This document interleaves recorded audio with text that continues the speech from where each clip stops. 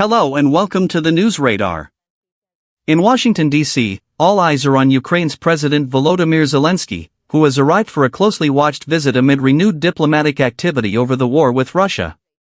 After spending the night at Blair House, just across from the White House, Zelensky began his day on Capitol Hill, meeting with U.S. lawmakers to rally continued support for Ukraine's defense and reconstruction. This visit marks his third trip to Washington since Donald Trump returned to office.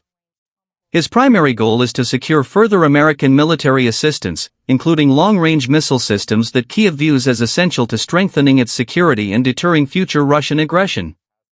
The White House says U.S. support for Ukraine remains firm, but decisions on advanced weapons will be made carefully. President Trump has stressed the need to protect U.S. defense readiness while continuing to back Ukraine in its struggle. Zelensky's arrival comes just one day after a phone call between Presidents Trump and Putin, described by both sides as productive. The two leaders reportedly discussed plans for renewed peace talks, with a possible summit in Hungary within the next 2 weeks. While few details have been confirmed, the idea of a new round of diplomacy has drawn cautious optimism in Washington. For Ukraine, hope is tempered with realism.